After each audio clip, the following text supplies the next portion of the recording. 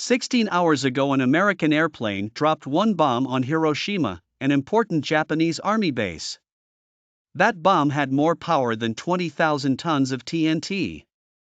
It had more than 2,000 times the blast power of the British Grand Slam, which is the largest bomb ever yet used in the history of warfare. The Japanese began the war from the air at Pearl Harbor. They have been repaid many-fold. And the end is not yet. With this bomb, we have now added a new and revolutionary increase in destruction to supplement the growing power of our armed forces. In their present form, these bombs are now in production, and even more powerful forms are in development. It is an atomic bomb. It is a harnessing of the basic power of the universe. The force from which the sun draws its power has been loosed against those who brought war to the Far East. Before 1939, it was the accepted belief of scientists that it was theoretically possible to release atomic energy. But no one knew any practical method of doing it. By 1942, however, we knew that the Germans were working feverishly to find a way to add atomic energy to the other engines of war with which they hoped to enslave the world. But they failed. We may be grateful to Providence that the Germans got the V1s and V2s late and in limited quantities, and even more grateful that they did not get the atomic bomb at all. The Battle of the Laboratories held fateful risks for us, as well as the battles of the air, land and sea, and we have now won the Battle of the Laboratories as we have won the other battles. Beginning in 1940, before Pearl Harbor, scientific knowledge useful in war was pooled between the United States and Great Britain, and many priceless helps to our victories have come from that arrangement. Under that general policy, the research on the atomic bomb was begun. With American and British scientists working together, we entered the race of discovery against the Germans. The United States had available the large number of scientists of distinction in the many needed areas of knowledge. It had the tremendous industrial and financial resources necessary for the project, and they could be devoted to it without undue impairment of other vital war work. In the United States, the laboratory work and the production plants, on which a substantial start had already been made, would be out of reach of enemy bombing, while at that time Britain was exposed to constant air attack and was still threatened with the possibility of invasion.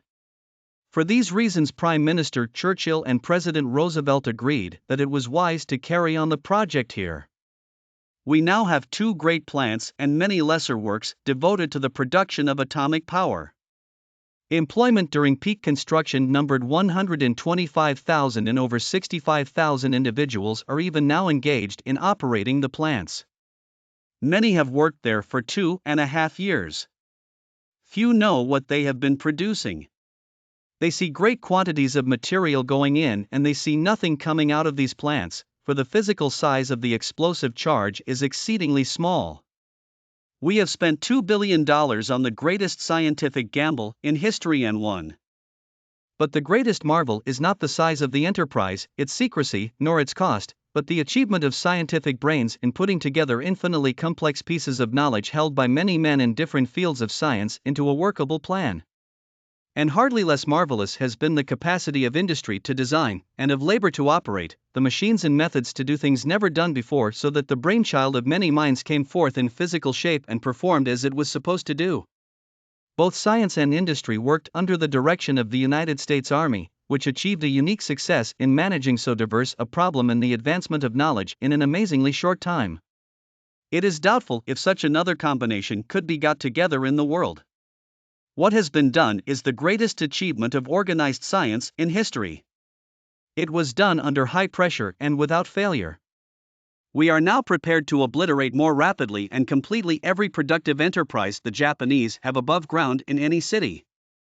We shall destroy their docks, their factories, and their communications. Let there be no mistake, we shall completely destroy Japan's power to make war. It was to spare the Japanese people from utter destruction that the ultimatum of July 26 was issued at Potsdam. Their leaders promptly rejected that ultimatum. If they do not now accept our terms, they may expect a rain of ruin from the air, the like of which has never been seen on this earth.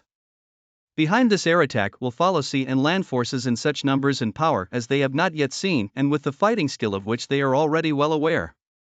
The Secretary of War, who is kept in personal touch with all phases of the project, will immediately make public a statement giving further details.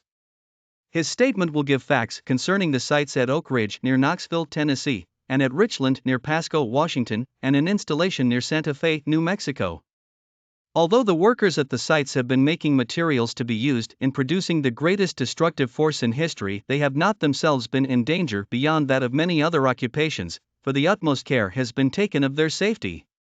The fact that we can release atomic energy ushers in a new era in man's understanding of nature's forces.